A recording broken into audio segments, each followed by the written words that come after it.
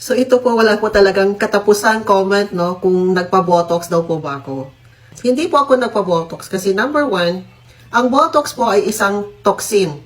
At ito po ay ini-inject po sa atin pong balat dito po, o kaya kung saan man po yung may wrinkles, nang sa ganun po ay yung muscle po underneath kung nasaan po yung atin pong wrinkles ay ma-paralyze. Pag na-paralyze na po yan, magiging smooth na po, no, yung atin pong wrinkles kung saan man in-inject yung botox na yan. Ngayon, di po ba may nakikita po tayong mga stroke patients na napaparalyze? Nakikita po natin na yung isang side po ng kanilang katawan ay lumiliit. Bakit po siya lumiliit? Kasi hindi po yan nagagamit. So, nag-atrophy po yung muscles. Ngayon, kung yan po yung atin i-inject po dyan at yan po ay pinaralyze na po talaga, hindi na po yan natin magagamit, di po ba? Kasi pinaralyze na nga dahil may toxin. So, pag na-paralyze po yan, sabi po sa isang research, 30% daw po ang mawawala daw po ng muscle mass just with one injection. Nag-atrophy po, lumiliit po yung mga muscles kung saan po it-inject yung botox. Ano po yung magiging epekto nito sa ating pong mukha?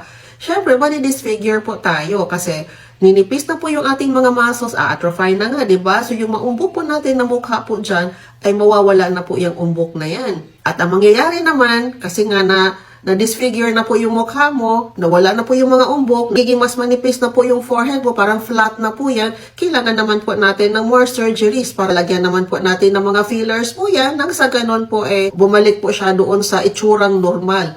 But of course, we know that with more surgeries, hindi na po talaga magmukhang normal yung ating mukha.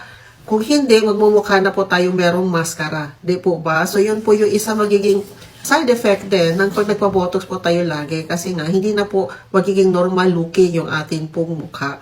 Pangalawa po, ang epekto po ng botox ay 2 months to 6 months lang po yan. So, ibig sabihin po, kailangan po natin ulit-ulitin po yan. Para nang sa ganun ay ma-maintain po natin na wala po talagang wrinkles, no? And it is not cheap, it is expensive po. Just imagine po, kung marami po tayong fine lines or wrinkles po sa buong mukha po natin, gaano karaming botox injections po yung kailangan po natin, no? Para matanggal lang po yung lahat ng wrinkles sa ating pong mukha. So it will really be very expensive and you have to do it repeatedly.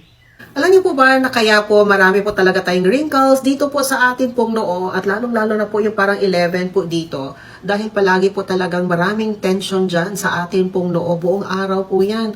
Yung ano lang nga, di ba, pag may nagkwento lang po sa atin, pagkatapos sasabihin na po natin, ganun ba? Di ba nakaganon na po talaga tayo kaagad? Kaya kailangan po aware po tayo unang-una po sa atin po mga expression sa buong araw. So katulad na lang ako, naglalagay po ako ng mascara, di po ba araw-araw? Di ba pag naglalagay po tayo, gumaganon po tayo, tinataas po natin yung atin pong noo. Hindi ko pa po alam kung paano maglagay ng mascara na hindi po kukunot yung ating pong noo. At isa pa po, nakukunot po yung ating noo, ay yung lumalabas tayo pagkatapos po, di ba, ang init po ng araw, di ba nakasquint po tayong ganon, o di ba nakikita po natin, nagkakaroon na po tayo ng mga wrinkles dyan, o kaya pag nagbabasa po tayo pagkatapos po, hindi na po natin nakikita yung maliliit na letra, di ba nakaganon din po tayo, nakasquint, so iwasan po natin mga ganyan na expressions, at yung pinakamahalaga po, ay wag po tayong nakasimangot lagi, o nagagalit po lagi, kasi po nakasimangot tayo, di ba nakaganon? Natitense po yung ating pong mga muscles po dyan sa ating pong noo. At yung isa po sinabi ko sa inyo dati pa, na kailangan po talaga yung food intake na yan. Napakahalaga po na kumain po tayo ng mga pagkain na mataas nga po sa tinatawag natin na essential proteins. Dahil po yung mga essential amino acids na yan, yan po yung mga building blocks para makagawa po yung ating katawan ng sarili po nating collagen and elastin. Kasi yung elastin at saka collagen na yan, yan naman po ang cause, no? Kung bakit po tayo nakaka-wrinkles, pag nauubos na po yan sa atin pong katawan.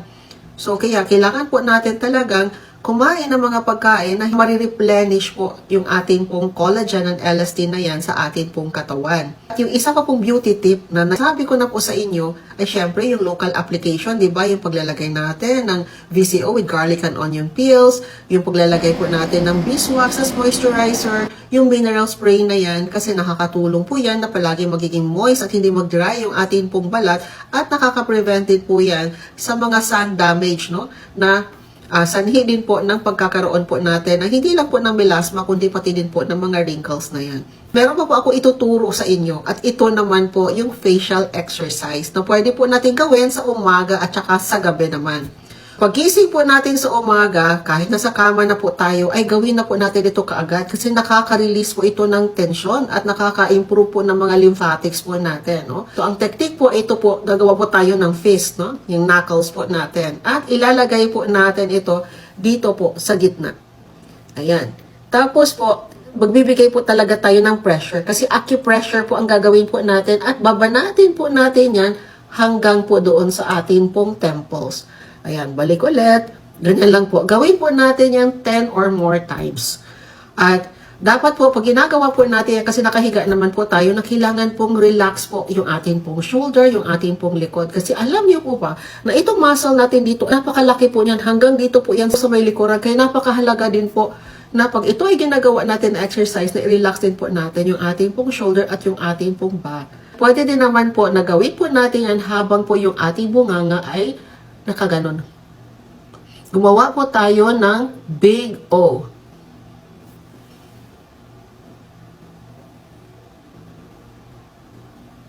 Kita niyo po, di ba, para nakaganon. Nababanat po talaga, no, yung ating po mukha. So, ang key po para po gumanda po yung ating balat ay hindi po i-paralyze yung ating po mga muscles. Kung hindi ay dapat po natin itong i-exercise. Para na sa ganun ay maging firm ulit yung ating po mga muscles sa ating mukha at mabawasan po yung pagsag ng ating pong mga balat na nandyan po sa ating pong mukha.